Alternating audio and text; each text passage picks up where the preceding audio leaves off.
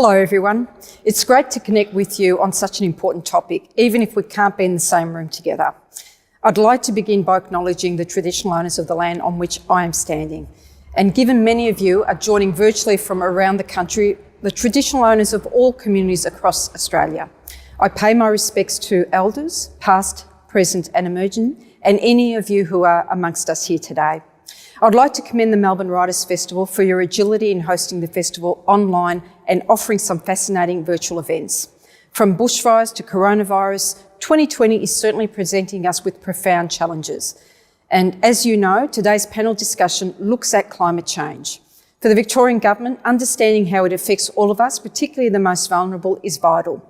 Taking action to address climate change is fundamental to ensuring we have a fair, resilient and thriving society. To achieve this, we are taking an ambitious approach to reducing emissions while creating jobs in renewable energy. Many of you have probably participated in discussions around climate change. Given the complexity and magnitude of the issues involved, the role of evidence-based experts has never been more important in informing government decision makers.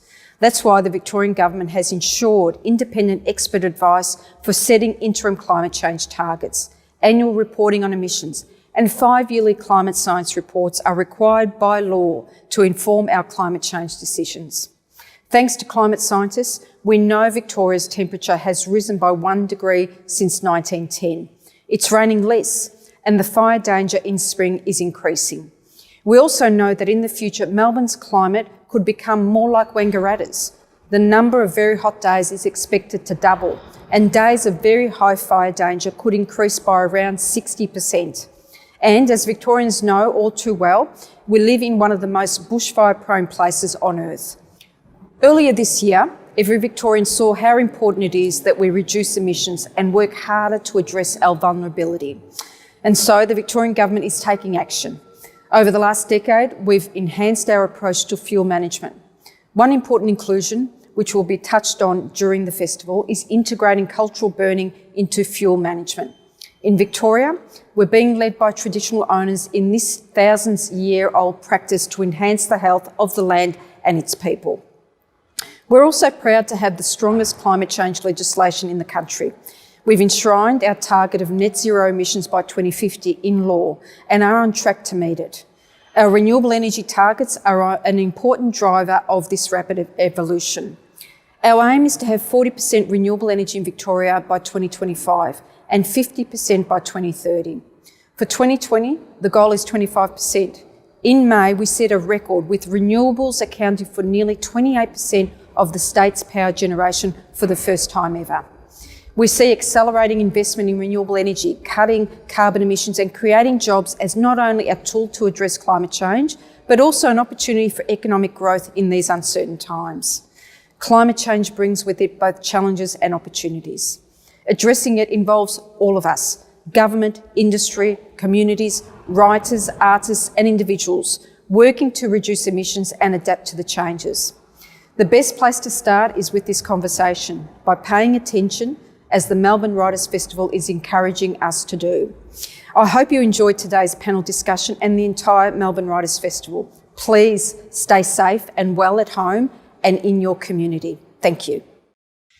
Hello, I'm Adam Morton. I'm the Environment Editor with Guardian Australia. Welcome to MWF Digital, the Melbourne Writers' Festival attempt to grapple with this disrupted year that we're all enduring at the moment. I'm speaking to you from Nipaluna, Hobart in Tasmania, down pretty close to the bottom of the earth, and I am joined today by 3 writers who are spread across not just the country, but the globe, and none are in Melbourne, but we're all speaking to you there and looking forward to sharing some thoughts about their great works that have been out earlier this year or will be out shortly. Before we get started, I'd like to acknowledge the traditional owners of the land on which I'm sitting, the Malwanina people, and pay my respect to their elders, past, present and emerging, and the elders of all communities and cultures across Australia. Always was, always will be. There are more than 40 pre-recorded and live events as part of MWF's digital program this year, all completely online, as well as a range of new writing and written interviews that will be showcased over these 10 days. So I'd encourage you to check them all out. In this session, I'm here to speak with, as I said, 3 writers with very different perspectives coming from different angles on the subject we're here to talk about, which is Australia's response to climate change. And before we get started, I'd like to introduce them to you. Joining us from Oslo, we have Ketan Joshi, a prolific Australian writer, analyst and science communicator focusing on clean energy and climate change. He previously worked in climate and energy for private companies and government agencies, and now writes journalism and commentary from the front lines of climate and energy battles around the world. And his book, which I believe is out shortly, is called Windfall, Unlocking a Fossil-Free Future. Welcome, Ketan. Hi, good to be here. I mean, I'm not really there, but it's great to be with you. I think we're all not really there, but we're here. In Sydney, we have Dr. Rebecca Huntley, a writer, researcher and broadcaster. She's on the board of the Whitlam Institute and the Bell Shakespeare Company. She's the author of 9 books, including her latest, How to Talk About Climate Change in a Way That Makes a Difference, which was released earlier this year. I'll try and get it so the light's not shining off it incorrectly. Welcome, Rebecca. Hi, happy to be here. And thirdly, we have in Cairns, Victor Steffensen. Victor's an Indigenous writer, filmmaker, musician and consultant applying traditional knowledge values in a contemporary context through workshops and artistic projects. Much of Victor's work has been based on the arts and reviving traditional knowledge values, particularly Aboriginal fire management. And his book, also already out, is called Fire Country, How Indigenous Fire Management Could Help Save Australia. Good to see you, Victor. How are you? Good, thanks, Adam. It's a pleasure to be here. Okay, so what we'll do is sort of to lay out the map for you all. I'm keen to hear a bit from each of you about your work and area of interest, and then kind of come together and see if we can nut out this climate change problem. We've got 50 minutes, so hopefully we'll have it solved by the end. We'll start with Ketan. Ketan, from memory, you moved to Oslo last year, I think, after being a close observer of climate change debates and development of technology and its uptake in Australia over a long period. I'm interested to know, as soon as you escaped the country, what made you want to write about this vexed and for some of us who've been writing about it a long time, fairly traumatic subject, particularly the political debate over it? And how has the distance affected the way you think about Australia and climate change? Yeah, so it's pretty funny. The book was actually halfway through when I moved from Australia to Norway. So, it was this really funny transition process, going from being right in the thick of it to being very, pretty much as distant as you can get. So what happened is I started watching things from the outside and, about 6 months after, a little bit more than that, after we left Australia, a really severe bushfire crisis happened, which of course I'm sure we'll talk about later on. And that suddenly put Australia in this really global spotlight.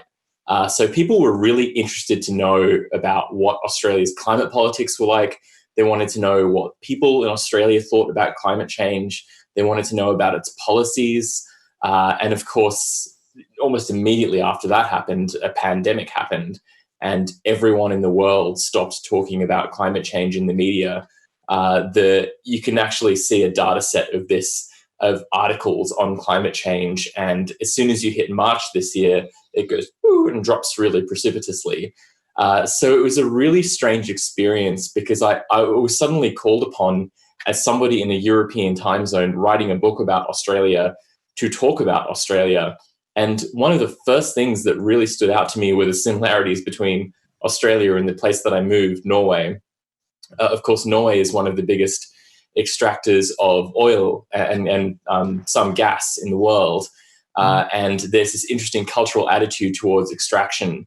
And so one of the key consequences is really, I couldn't stop thinking about the extraction of fossil fuels as opposed to the burning of fossil fuels. Australia, of course, being one of the biggest extractors and sellers of coal, and how these cultural phenomena exist within both countries. People can really talk about the burning of fossil fuels. They can talk about renewables and coal-fired power stations. They understand it. It's culturally okay to talk about it, but we still haven't tackled extraction. We still haven't tackled the moral questions of digging up fossil fuels and selling them to other countries. These are challenges that both Norway and Australia really have to deal with. I couldn't stop thinking about that when, particularly during the bushfire crisis, because of course that's a good example of something where Australia contributed to that problem, of course, not just by the burning of fossil fuels in Australia, but by digging it up and selling it to other countries. So yeah, it's been a wild experience, but people are still very interested in Australia. And of course, that's mainly because Australia really digs up a lot of coal and sells it around the world. So your book looks both back and forward, and you spend quite a bit of time looking at particularly the case of wind energy and the history of wind energy development and how it's been treated and targeted by opponents over time. I'd be interested on your, that now feels like, to me, while I remember it well, and we've moved on from that period, it seems to me. But I think there's lessons to be learned from it. I'd be interested in your just a quick take on what you drew from that period. You're obviously heavily involved yourself. Yeah, so of course, this is one of those things where my own perspective has changed for a bunch of different reasons. Of course, I used to work in the wind energy industry, initially as a data analyst and later on as a communications person. So that was public-facing communications, press releases, tweets, things like that, but also community-focused communication. So we would run like events in small towns to explain a development and things like that. And that was right at the height of this phenomenon known as wind turbine syndrome.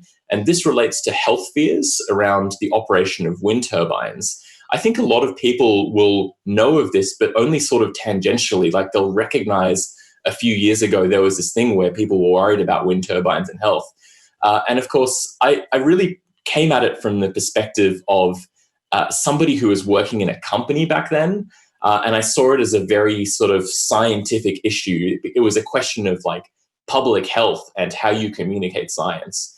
And I guess 5 years later, looking back on it and writing those parts of my book, it really made me realize that it was a question more of energy justice and fairness and equity when it comes to the development of technology that's there to decarbonize or to reduce emissions or to solve some part of climate change. And so that's really just the key lesson is when you build any technology that is there to fix some part of climate change, you need to bake in equity and fairness. And to give you a specific example of this, in Germany, for instance, the early days of wind development really focused on giving people who lived near those wind turbines a literal share in the profits and the benefits of those machines. And consequently, you had a relatively rapid rollout of wind energy in Germany. But what's happening over the past few years is that model is starting to change more towards private ownership. And one of the unfortunate consequences of that is that there is increasing community opposition to wind power in Germany. So really, when you look at that phenomenon in Germany, it's not because suddenly people stopped communicating science. It's really down to the models that you use to build renewable energy. And the thing that really keeps me up at night quite a lot is transmission lines. You need to build transmission lines alongside renewable energy. And I think that's going to be a key risk if we don't get equity and fairness right in the next few years for the build-out of transmission.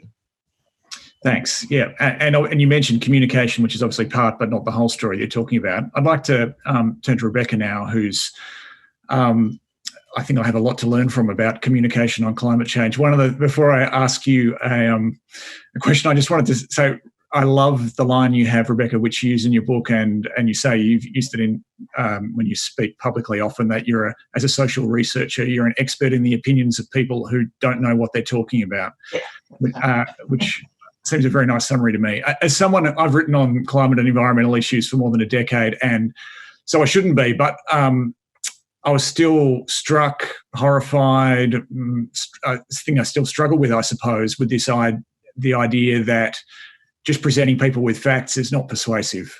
Really basic idea, I guess, that I should be well across, and yet I kind of, when you build your career about it, maybe you don't really ever move past it. But and that's so central to your book and your work. I wanted to ask you initially, though, what got you interested in climate change? I know you've had interest for a period of time, but interested to a point where it became a professional focus and how and what about that made you want to dive into a book like this? Yes, well, I suppose, I mean, I write in the book about the galvanising moment of the students' climate strike for me, which was very much a kind of an emotional response as a parent to kind of think, you know, my eldest child's generation are saying, look, we don't feel that there's a future. And I kind of really reflected on the hypocrisy of telling our children to regularly brush their teeth and do their maths homework and watch as they cross the road, as we, you know, are stewards of a society that could be far more dangerous and problematic for them than any of those other kinds of things. And also reflecting on the fact that, you know, if we're to believe the science, we've got 10 to 15 years, which means that objectively, I should worry more about my 5-year-old twins, more about climate change than my 5-year-old twins doing well in the HSC. So there was very much a kind of personal reflection that came out after the kids' climate strike. But there was also, I don't write about it much in the book, there was a real moment at the last federal election where I thought, look, we're in a position where, you know, a big percentage of the population believe climate change is real, human caused, they want governments to do something about it and they see it as a threat. But that's just not changing the electoral map significantly. So I was thinking, we don't have a lot of time allotted to us. I need some new research tools and some new frames to really understand how you get to motivate different kinds of people to do the kind of things that we want to do. And really kind of one message is not necessarily working. So it was both a kind of personal and a political crisis, you know. The last federal election, for anybody who even cares a little bit about good climate policy, was a pretty horrific moment. And the children's climate strike, as well as a parent and somebody who cares about the future of their children, was also another moment for me. It was also really 15 years of listening to Australians talk about all kinds of things. And also as somebody who is, you know, naturally progressive in their politics, I was probably always headed in this direction, you know, because it is probably the trickiest communications job in front of us, a very, very tricky thing to measure how people feel about climate change, because you're measuring how they feel about a whole range of things, right? About politics, the future, whether they trust government, whether they understand science, how they feel about the economy, how they feel about cultural and social issues, how they feel about where they live. So it was a professional challenge as well. And I thought, you know, it's probably the biggest challenge facing us, so I might as well face it from a professional point of view in terms of trying to come up with new ways of looking at it, new tools to measure it. And I also had a real commitment as well, you know, knowing that the fossil fuel industry can afford the best possible researchers and the best possible professionals and some pretty great advertising agencies, although some of them are deciding not to do work for fossil fuel companies, which I think is great. I thought time now to work for as many environmental organisations and renewable energy companies to really help them as much as I possibly can get it right. So, yeah. I want to get to, and we will get, I think, later on when we're all talking together, to the how, which is the central point of your book, of course. We talk about climate change, but I did want to also talk about the why, particularly when we're focusing on people who are not persuaded by the overwhelming evidence we already have. Why, you know, for a lot of people, I imagine would feel like that's a path for conflict for a start, which people often don't like, and you know, perhaps very little result. So why is it important, do you think? Why is it important to talk to people who are not persuaded on climate change already? Yeah, no. Why is it? Bring them around. Before we get to how we do it, why do we? Why is it important? Well, because I guess in the sense that the decisions that will be made on this, some would say, be made in parliaments and boardrooms. So why do we need to persuade people? Yeah, that's right. So look, I mean, I think I tend to say to people, if you love a genuine climate denier, as in somebody who isn't just a bit disengaged or doubtful, but somebody who's absolutely determined no matter what to not accept the science and not accept the solutions. And there are differences between people absorbing the science and supporting the solutions. If you love somebody like that and they're not in Parliament or powerful in the media or run a big company, my suggestion is talk about Netflix and have a cup of tea, right? So if you mainly because you've got to save your energy to get the genuine climate deniers out of positions of power in our politics and in our media, because not only can they stop decisions, small groups of them can stop important decisions being made, they tend to have the effect of amplifying the view that deniers are larger than they actually are in society. So you need to save your energy. Forget about your uncle at Christmas who just listens to Andrew Bolt all the time. Just, like I said, talk about Netflix so that you can force the professional deniers who make a lot of money out of this out of positions of power. And then the other thing I would say is you really need to understand that there's a lot of reasons for anybody who isn't a hardcore denier. So people who don't want to think about it, people who think, oh, we do need to make the transition, but we've got 20, 30, 40 years to do it, or we can't make this transition quick enough because it's going to be bad, or solar energy doesn't work, or because of people have these kinds of excuses that they put in their brain. I think that having really thoughtful conversations with people about this and trying to find an angle for them, which is often can be a personal and local angle, that's the best use of your energy and time. And a lot of communicators in this area talk about the importance of breaking the climate science, because they say that for most people, and I see it in my research all the time, most of the people in my research are there to be persuaded, but they see that the climate change issue is dominated by what they say is both extreme sides. Now, let's face it, that's a bad characterisation, because the people who are supposedly on the extreme who support renewable energy just happen to have things like saving the planet and science and technology on their side, so they're not equivalent. But they generally see those two extremes as dominating the conversation, and they feel really tentative about stepping into it. So what we need is a much more kind of complex, messy conversation in the middle of people who aren't perhaps that confident, have a conversation about it. So I think breaking the climate science is important. Breaking the climate silence is important as one way to start to make people feel that it's less about these two extremes fighting on Twitter, because that has meant that is kind of exacerbated the politicization of this issue, and also allowed our political leaders to say, oh, the majority of Australians don't care about climate. They say they care about it, but they don't.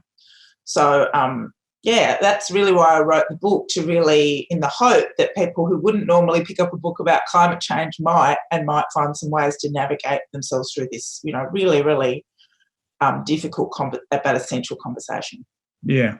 Well, I hope they do. I mean, it's really about breaking down that polarisation, or the sense of the polarisation. Yeah, absolutely. Yeah. Clunky segue, but speaking of polarisation, Victor, we're at opposite ends of the country here. How are things up in Cairns? It's a beautiful late afternoon here. Yeah, right. Slightly warmer than where I am, I expect. I wanted to ask you to start with, Victor, about your reaction and what you were thinking when you've worked in fire management for so long, when so much of the country was on fire last summer with those catastrophic bushfires that, up and down the East Coast and across in other parts of the country, including WA as well. How did that make you feel, and what were you thinking as you were watching how the country was responding to that? Well, firstly, it was no surprise, because I've been working with many communities across many parts of Australia, and particularly around those areas in southern New South Wales where the fires really hit hard, and there's fuel everywhere, and people aren't managing the land anymore the way that it should be. And so seeing the fire take off like that, we knew it was going to come, and we knew that the past fires were going to come, the ones in the Blue Mountains and And before we've been there working on that country, saying we got to look after this country, we need to burn it straight away. And we just keep getting roadblocks and managing that landscape. And so firstly, it was no surprise. Secondly, there was a massive drought, and, with the climates and that did contribute to it as well. And, it's all the same, it's all the above, like the climate crisis and the mismanagement all need to be treated into one basket and can't be separated for those political gains. And, we need to be pulling together and seeing the problem as one. And, it was just so frustrating, and it's always frustrating. I'm always frustrated when you can't manage landscapes, or when you see such a fire like we did. It just makes me angry as well as feeling really sad and sorry and for all that loss, Yeah. But having said that, it's really terrible what's happened to a lot of victims from that fire. But I just hope that something good will come from this. And I think I'm starting to see the good coming from this fire. People are starting to listen. People are looking at, well, we need to start looking after the land now. We need to start looking at knowledge systems, old knowledge systems that have been, that have worked this out before. And we know that how to look after landscapes. And today we're nowhere near to the point of looking after country the way the Indigenous peoples have done before settlement. So this is going to be a very broad question for which I apologise, but we were chatting before this recording about how the current bureaucratic fire management system, fire response, differs from Indigenous fire management, and why it's so important that we learn from Indigenous practice, and that you have seen a real, I hope I'm representing you fairly here, an uptick in interest from fire-affected communities about the Indigenous ways and Indigenous response since last summer. Can you tell us a little bit about when you're asked, where you've been asked, just briefly, about to go and talk about these things, and when you go, what is your main message for communities that have been hit by fire about where to from here?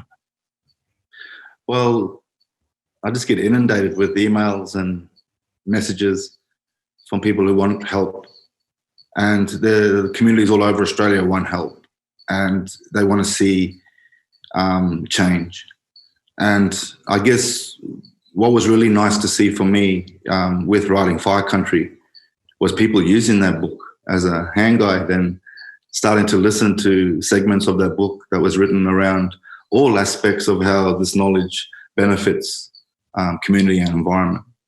And some people were setting up fire programs within their region and getting everyone on board and getting everyone involved. And some people were calling me based on the therapy of the knowledge as well, and getting me down to work with communities that are suffering trauma from those wildfires. And that's something that I have done before as well with some people with the 2009 fires in Victoria. And it's just really beautiful to see people are starting to listen. And but there's so much work to do. And the thing about the book, Fire Country, is that it's practical. What's happening in that book is what has happened, but also what's continuing to happen, and the continuous growth of a network right across the country, both Indigenous and non-Indigenous people of all levels and from all fields that are really keen to start working together and to get these practices happening on country. And I'm not just talking about the fire management here. I'm talking about the opportunities that come from this, because anyone who reads Fire Country will understand that the fires are just the first step into activating so much more through our country. And I'm just so pleased that people can read Fire Country and actually see that and understand that. And I guess that's the main reason why I wrote that, is so that people can actually see the whole picture, because Indigenous knowledge is a holistic view and of interconnectedness. And that's the first step people need to understand, and how they not only with, they need to understand that with understanding how all issues are involved here, and that how what we do here benefits everything, but also to understand it in a way that like in a way that, it's so important for working together and to opening their minds and their hearts that, a lot of people don't know this country like they should, and I think that's the first impression I get from a lot of people. Just briefly, before I open up to questions to all of you, correct me if I'm wrong, but we're still stuck in a fire preparation model of hazard reduction, thinking about it, which is framed as a problem, which is quite different to the Indigenous approach, which would be, and our hazard reduction program is about burning at certain little windows of the year to try and get rid of the problem. I know this is a huge question, so it's to ask you to do it briefly is probably not realistic. But I just was interested to get you. A lot of watching may not be really familiar with that difference, and I wondered if you could expand on that a little bit about how do we think about it attitudinally differently from an Indigenous perspective, where it's not just seen as hazard reduction and a negative. Well, firstly, we just can't look at things just like, oh yeah, she'd be right, mate, and just do a bit of burning, hazard reduction, get rid of the problem. It's not as simple as that. And, the hazard reduction is really based on reducing fuel loads to protect houses and protect life and property. And that's also an aspiration for Indigenous fire management, to protect life and property, which is the entire landscape. But it was done in a way to improve the landscapes and for the biodiversity. And all the science around that, the knowledge around that, and also a spiritual connection as well, which feeds into song, dance, and it's part of our lives to be managing country and to be part of livelihoods and country, But when it comes to the hazard reduction, we need to be careful that we're not just burning at the wrong times, because different country needs different fires at the right time. And what you got to remember is that people burnt this country for food and to maintain diversity of landscape. And when we burn it the incorrect way, we encourage the wrong plants. And particularly when we have weeds now and introduced plants in this country, and we also have the invasive natives, when we burn the wrong way, we encourage the wrong seed bank, and we encourage the wrong plants to grow in the wrong places. And those plants are the wrong plants, are usually the flammable ones. So careless burning of just hazard reduction and not knowing what you're doing and why you're burning and what you're burning for can actually worsen the problem by closing the windows, encouraging the wrong plants, but also hammering our trees and causing stress amongst our environment, and which doesn't favour the food sources and favour the animals and plants in our country. And obviously, given what projections tell us about the fire risk that's going to grow as the climate crisis worsens, this is only going to become a more significant issue that we need to grapple with and take notice of different practices. More broadly than just fire, I'd be interested to hear from you, Ketan, and Rebecca about what Australia might learn from other cultures or countries on climate change, just on different perspectives. We obviously have a very fossil fuel reliant economy here, and there's been well documented how that shapes our thinking and response. I might go to you first, Ketan. You're speaking from the other side of the planet, so you have it right at your fingertips. What do you think Australia could learn from other people and places?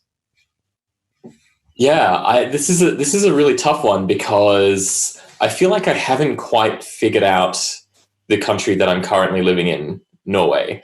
And the reason behind that is there are a few contradictions that I haven't quite got a grasp on. And I'll give you one example.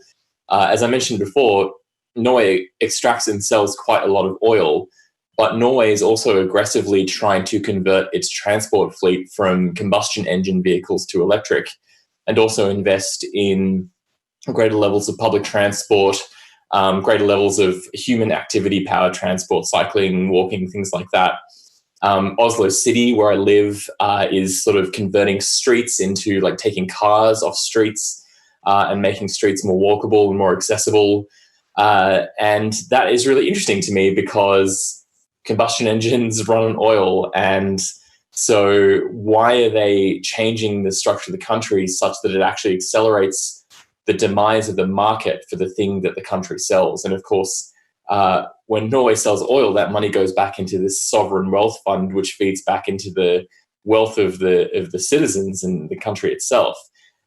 So I guess you have to kind of trace it back to this history of environmentalism in Norway, and it's very hard to replicate that across other countries.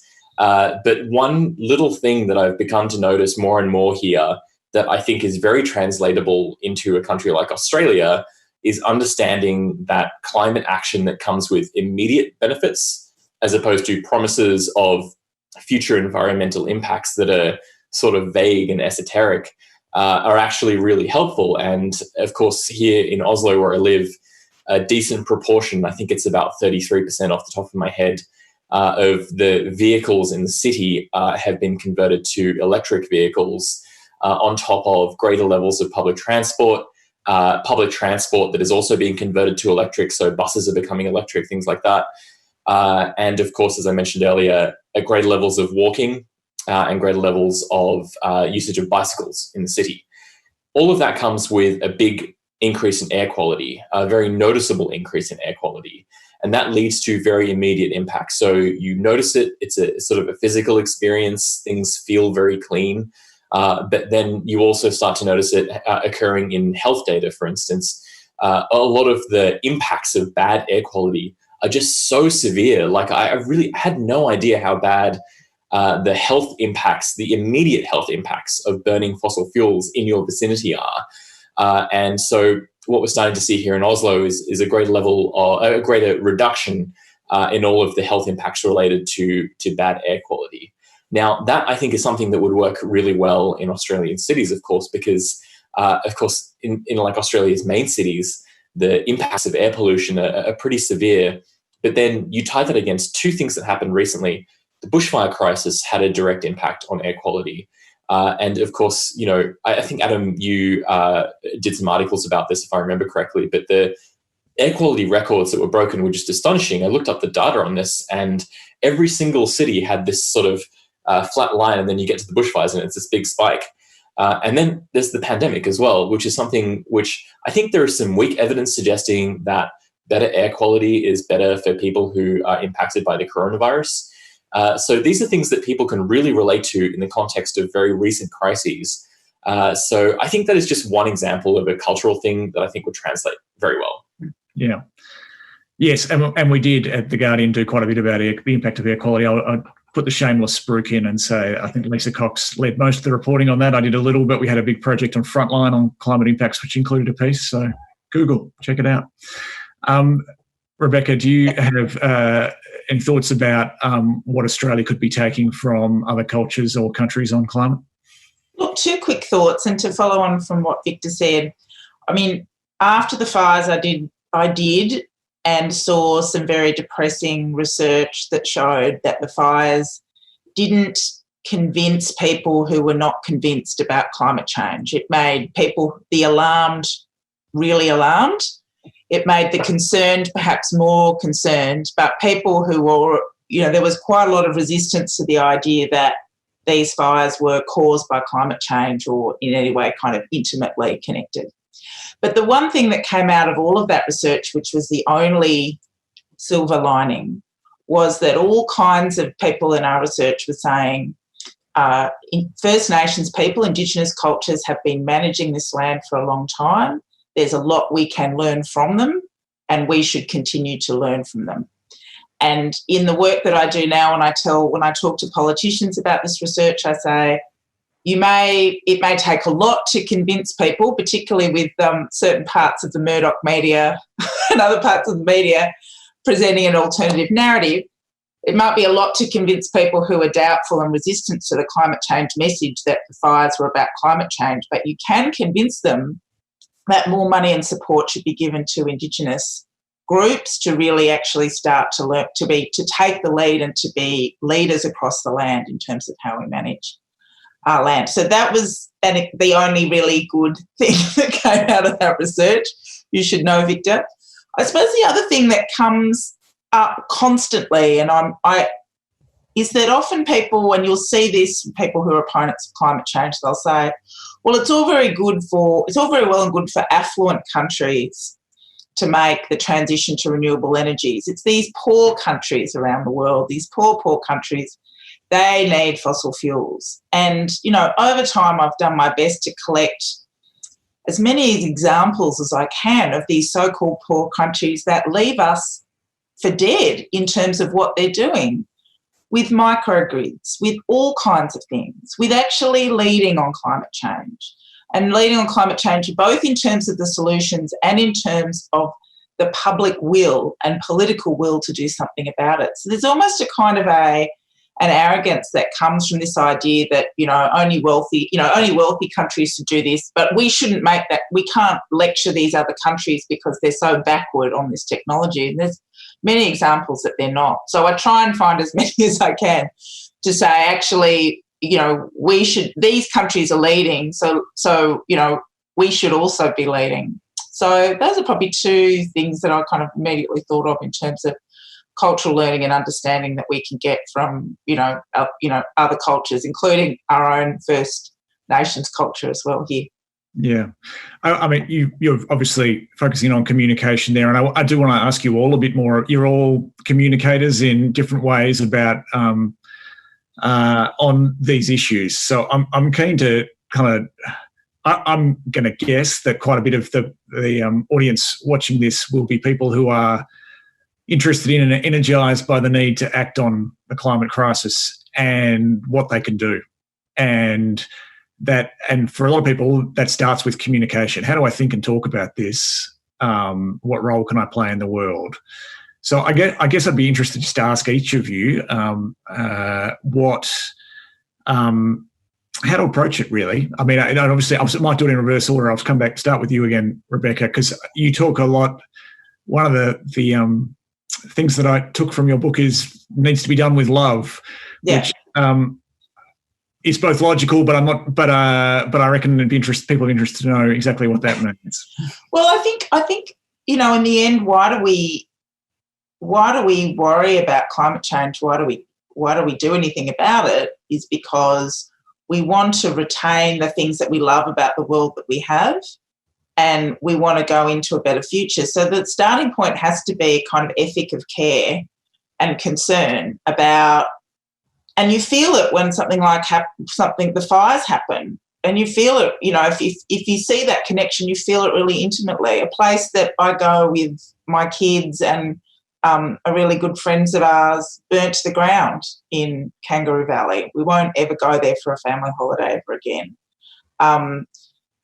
Kangaroo Island, which is another place as a South Australian that I love, and is basically an open air, wildlife sanctuary, a third of the island burnt. And so there's this, intimate sense of having lost something that feels very personal, relevant, ancient, Australian, that you want to share with your children and you want their children to share. So I think you think about it from that point of view, and that can be very galvanising. But really the other thing is, it doesn't just have to be that you care about koalas. Really, climate change is so all-encompassing. It's pretty much anything. You can connect climate change to pretty much anything if you want to, because it will affect everything. So I think that thinking about that is kind of really critical. But it takes a while to work out what somebody cares about, what they're prepared to do, and what the solutions that are available to us to deal with climate change, how that might connect.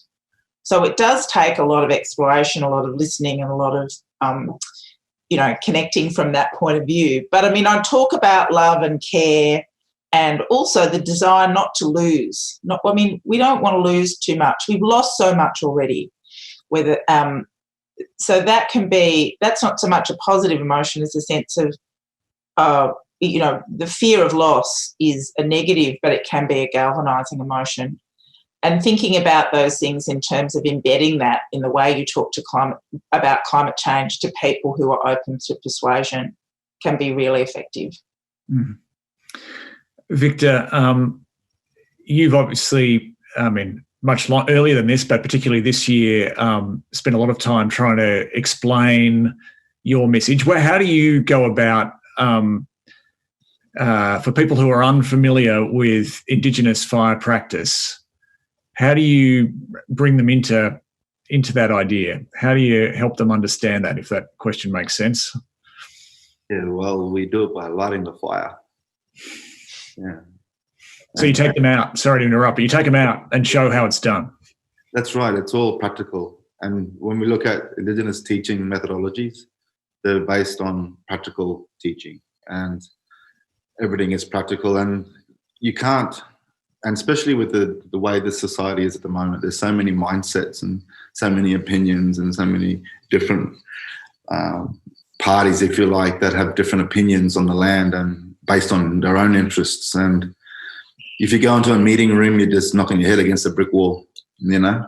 So it's been so great to just get people out on country, show them the land, read the landscape, show them what all the language that's coming from the country, and then light that fire for them and show them where it goes out without putting in a fire break and without using any water, show them what will burn and what won't burn and why, and educate them. And what it is about is giving them an experience. And people must have an experience if they're going to change. And people must acquire knowledge if they're going to change. And that is why they must come out on country and learn. And so now when we hold workshops around the place, there's so many people now that turn up and want to come along, and because they hear about it from other people. And that's been based on a model of not only being practical, but sharing knowledge and sharing knowledge across the whole community and doing workshops that gets everyone there. And including the old farmer down the road to the national park ranger to the forestry guys to, to just Joe Blow down the road, and, we're still yet to get the politicians to come along, but at the end of the day, it's all practical application, and that's also done through film and showing case studies of film. And, another part of that was writing Fire Country, but the most important part is the actual real experience to give people, and doing it in their own land and in their own regions is even better. Yeah, you talk about getting the politicians along, and yeah, obviously that is key, and hopefully the next step. Ketan, I just want to ask you about communication briefly. You're, I think it's reasonable to say, a pretty high-profile climate, renewable energy communicator on social media with a big following.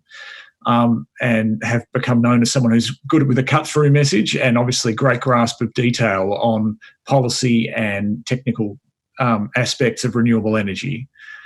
What's kind of your guiding principle? How do you make it work? And who are you aiming to pitch to when you're doing that? Is part of what you're trying to do find people who are not yet persuaded? Probably not. I think I'm talking to people who are persuaded on the broader message, but who are struggling to put the pieces together and understand the problem as it really is, as opposed to existing in this just mess, this kind of swampy mix of a bunch of conflicting ideas that they're hearing, but they just don't really have the time or the energy to tease it apart. And I'll give you an example of this. So consider the pandemic and the way it's been treated as a crisis. Of course, when there's an outbreak of coronavirus, the reaction is like, oh wow, okay, we need to really get control of this outbreak immediately. There's no targets, there's no plan or roadmap. The philosophy that's overriding everything is we need to do this as soon as possible. And of course, you contrast that with climate change. It's not treated as a crisis or something that's urgent. It's treated as something that can be slowly managed over the course of, I guess, like a century when you look at some of these plans. And of course, that's not the reality. That's not what the science says. The science says we need to be reducing emissions far more urgently than we are at the moment. Now, people hear that. They sort of agree with it. They're like, yeah, I guess it is urgent. But you actually need to really start presenting this information in a way that destroys the way it's been talked about in the past. And I mean that in the sense that it needs to be refreshing and new and interesting. And that's really difficult. So what you need to do is take something like a list of Australia's planned coal mines and present it in a way that tells you how urgent and terrifying it is that we're looking to expand fossil fuel extraction as opposed to rapidly wind it down. Now, a lot of the people that hear a message like that, if I were to publish it, and I have actually, talked about that recently, already agree that we need to act urgently on climate change, but they really just need information presented in a way that they understand very simply and with much more clarity than they might get from hearing one politician say one thing and another politician saying another thing. And they're kind of just presented with these two, I guess, like sort of low information sides.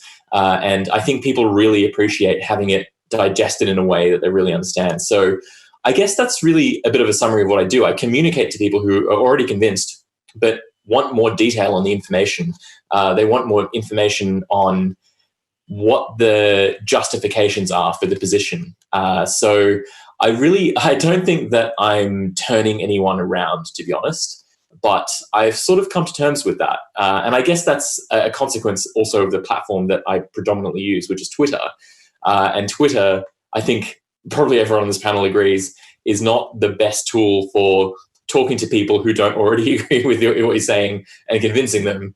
There are actually, of course, many other platforms that are really good for that. Of course, Rebecca talked about this recently in an article in The Guardian on how to convince people who aren't already sort of convinced. So yeah, that's a general summary of what I do, but it's also really tricky in the context of politics. You mentioned politics before as well, because people are just bombarded by it, and they're not just bombarded by it on Twitter. Politics comes through everything. It comes through at family barbecues, comes through on TV and print media as well. So I guess that's a bit of a challenge for me in the future, is how I start to take the messaging that I do on Twitter into other platforms. But Ketan, I think what's been interesting is that part of what happens is that people who are going to have these conversations in their social network, right? They do need to be able to have different and surprising ways to raise issues with. So in a sense, you're equipping people who are already convinced to start to have conversations in their circle with people who aren't, which is why it's critical to break the climate silence, because what you want to do is to make those people who might secretly be looking at your tweets on Twitter go, I feel like I can actually have this conversation with different people. So it's not always that that a climate communicator is changing people's minds. They're equipping other people to help those people go out and have these conversations. So that's the ripple effect that's really kind of important. Yeah, absolutely. I totally agree. Look, perhaps predictably, with three very different takes on these subjects and so much to explore, we've run out of time, and I've got two questions to go. So we're going to awkwardly combine them as one, and I'll let I'll be as inarticulate as usual, and you guys can work your way through perhaps. But we'll keep our answers fairly brief to this. We have not focused in this session on Australia's response to climate change, perhaps refreshingly, or perhaps it's an oversight, on exactly what Australia is doing. And we know from evidence, and I think most people watching this will be aware, that the globe is rapidly warming, and we are seeing in a historic scale, and we are seeing impacts more rapidly in many cases than were previously expected.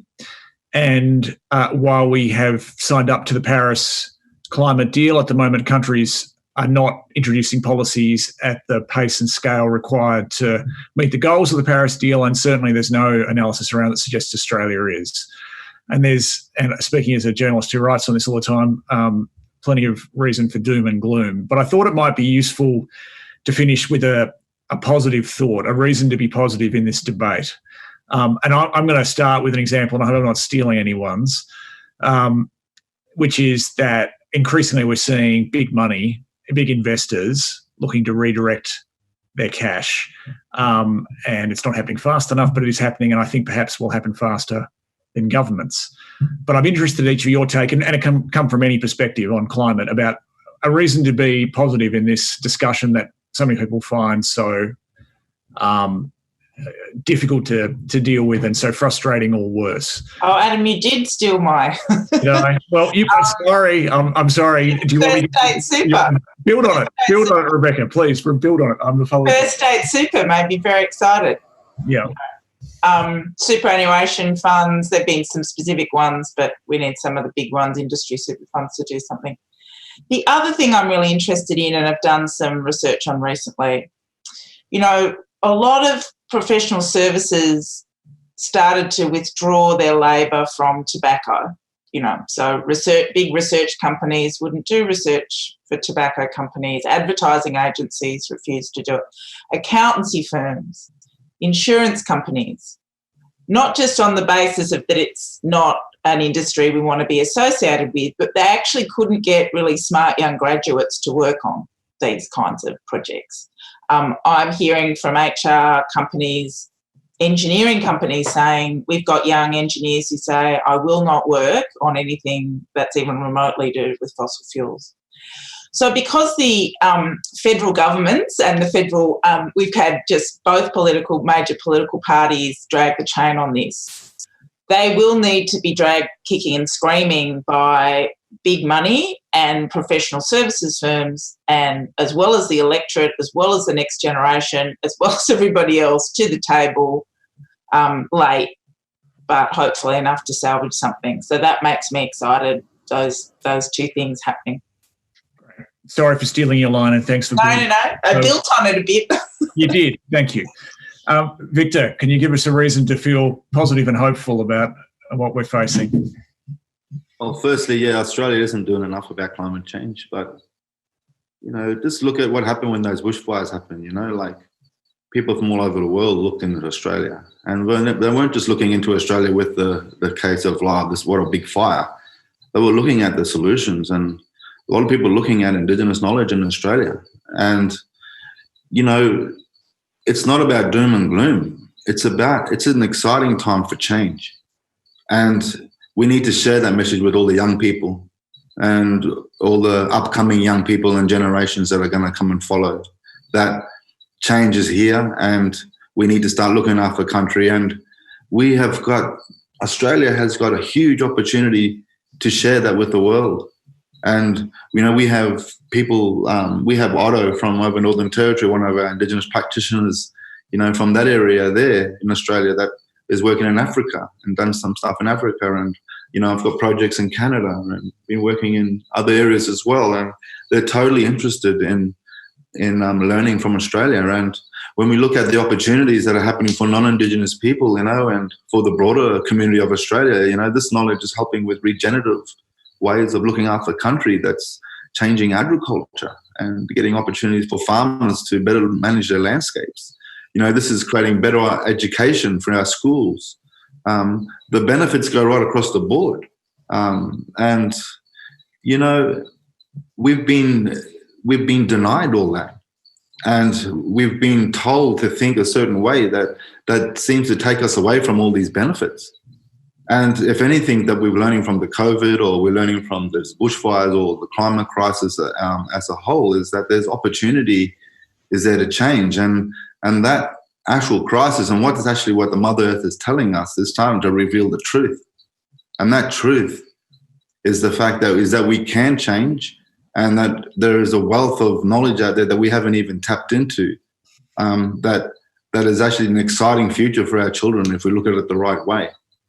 And to be told and to believe in fear, and to be told of doom and gloom, and to listen to opinions that are based on negativity and saying that there's no way we can stop the fires and so much more, is just ludicrous, and we can't listen to that. And that's why we need to lead with practical application, so that the proof is right there in front of you, and so that the solutions can be applied, and that people can work together, and that change is possible. And I'm looking forward to the future in the sense of where this can go. And I'm sure many, many people all over the world are thinking the same way. And it's just now that we need to get the politicians to think the same way, and the greedy corporations to start changing their ways as well. And because I know that people on the ground are ready to go. And there's communities right across the board that are willing just to simply start with fire, but not just that, the water, everything, to start looking at better ways of doing things into the future. So that's my positive message. Absolutely. Thank you. Ketan, do you see any any reasons for optimism in everything we're facing? Both Rebecca and Victor, your answers are just amazing. I don't know how much more I can add, so I'm just going to keep it brief. I just want to mention the climate justice movement in the US. It rose. There's a group called the Sunrise Movement, for example. It rose up from the youth climate strikes of 2019, and it's already having quite an impact. It's impacting the political platforms for the US November federal elections. And it's also starting to impact other countries. There are leaders in the global south from youth climate movements in other countries as well, who are just having massive impact. I think that all of this stuff actually bleeds into other parts of climate action. So you kind of get someone like me from the very technology-heavy, wonky political side of it. We start changing and we start learning from people who understand the importance of justice and fixing the wrongs of the past in future climate action. And all of a sudden, these scary stories start to turn into really positive messages, and they start to turn into really massive opportunities for change, for fixing things that are really starting to pile on. In 2020, it just feels like this onslaught of things. And all of a sudden, you have this option, this way out of it, where we actually start to fix a whole bunch of crises at the same time by changing really deep ways we think about things. So that's my positive message. I think it's there. As Victor said, we're just waiting, for politicians and greedy corporations to start thinking differently in the way that so many people are already. Thanks. I think all of those messages are great. And I don't think we want to be Pollyanna-ish about what we're facing, but I think it is really important to try and find positive ways ahead. And there's a lot of great thoughts there from different perspectives. So thank you. And thanks for your time over the last hour or so. It's been fascinating from my point of view, and I appreciate you all making the time. I commend your books, all three of them, to everyone watching. Please buy those, and if you can afford it, and they will be available through links, I understand it, on the MWF website and through the bookshop partner readings. So get online and have a look. And finally, particularly want to thank everyone who's tuned in to watch this. It's obviously an unusual year for the Melbourne Writers Festival, and I know how much the festival values its audience. So thanks for sticking with us, and it's been nice to share this time with you remotely. All the best, and hope to see you soon. Thanks, everyone. Thanks.